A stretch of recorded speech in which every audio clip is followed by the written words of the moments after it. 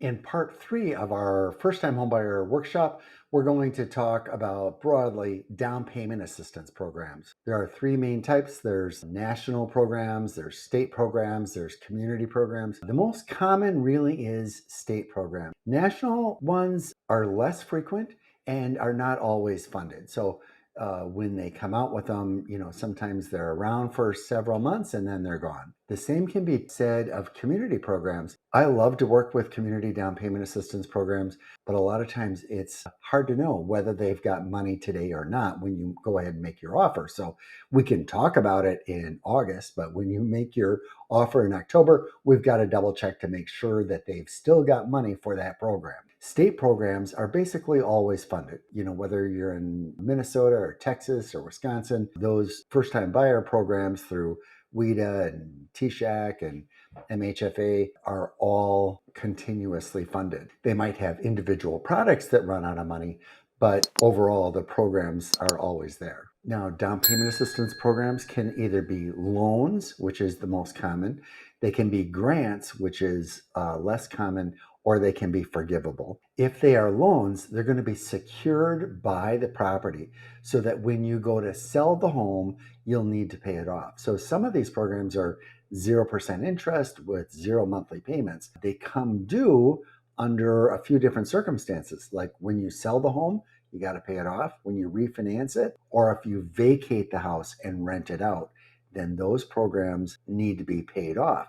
They are needs-based, so they're not designed for people who want to be investors and that sort of thing. It's really designed for owner-occupied properties. There are some loans that require repayment, and I've seen them require to be repaid over 10 years, 20 years, 30 years. Really depends on the program. With grants, that money is just given to you at closing upon the successful purchase of the property, and you don't owe anything, and it's just pure benefit. But those are comparatively rare.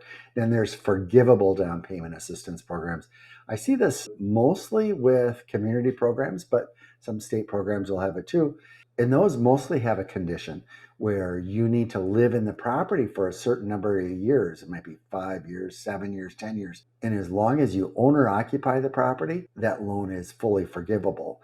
But those are less frequent than just a regular loan for down payment assistance. Now, some of these down payment assistance programs require a certain minimum that you put into the property. So that might be you have to demonstrate that you've saved $1,000, even if you're getting down payment assistance. Some can be $3,000 or 3% of the purchase price. It really just depends on that specific program. Other down payment assistance programs allow you to put literally zero down. So once we have your pre-approval application, we're going to review all of those and make sure you understand it once you are ready to go shopping for a home. Now, in almost all cases, these programs have a maximum income limit. That maximum income limit depends on the program. Some of them say that it's really just for the borrower on the loan. So it can be 2 people that are going to occupy the property, but we're using only 1 borrower for the loan.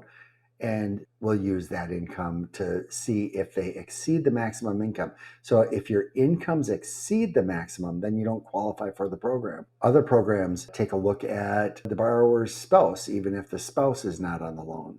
These programs will be different from not only state to state, but also from county to county. So those maximum income limits can vary depending on where you are actually buying the property. And then finally, some of them have maximum asset limits. So if you have too much money, then you don't qualify for the program. Some of those are if you have too much money left over. Some of them are you have too much money just to begin with. Now, a common thing that I'll hear from borrowers who have saved a lot of money, they'll say, well, that doesn't seem fair to me. Well, I want you to understand that when you're getting down payment assistance, it is helping you with the down payment. It's not helping you with interest rate, because when it's paired with the mortgage program, in most cases, that interest rate is going to be higher, and sometimes significantly higher than a product if you had a large down payment. So if you do have a large down payment, don't feel bad. You're getting a benefit because your mortgage rates would actually be lower as a result. But if you're looking for ways to reduce your monthly payment, then down payment assistance can be great. And sometimes they can actually be layered. That means that I can work with both a state program and a city program. I just closed one the other day where it was $16,500 from the state, and then it was $30,000 from the community. So the borrower got $46,500 of down payment assistance. Now that has a dramatic impact on what the mortgage payment is. So even though the interest rate is higher on the first mortgage, in a situation like that, the payment is lower than on the comparable lower rate basic product. So all of these things are part of what we do during the pre-approval process. We want to learn who you are. We want to compare your qualifications to any of these programs, and we'll be sure to review them with you. You want to know about it before you go out looking for a home, because once you make the offer and you say, now I want a program, some programs don't get processed real quickly. Community programs in particular require more time because they're not as well staffed as, let's say, a mortgage company. And we need to work with them in order to provide that down payment assistance. So I wouldn't suggest leaving this until you write the contract. We need to deal with it as early as you are willing to talk about your future home purchase. Okay, thanks for taking the time to talk with me today. See you in our next video where we talk about zero down payment loans.